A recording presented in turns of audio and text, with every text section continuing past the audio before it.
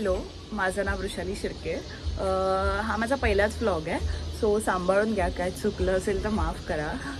आणि आपण चाललोय गावी, कोकणात। माझं गाव मुंढर, तालुका गुहागर, जिल्हा रत्नागिरी। सो आपण एक दिवस उशिरा चाललोय, बाकी सगळे गेले पुढे। सो आज आता आपण संध्याकाळी बसने चाललोय, तो बघूया आपला प्रवास कसा होतोय। आणि उद्यापासून सगळे व्हिडिओज आपले असणार आहे गणपती, माझं गाव आणि मी आणि माझा परिवार पण। सो तुम्ही बघा, आवडला तर नक्की लाईक करा, शेअर करा आणि भेटूया। Stay tune.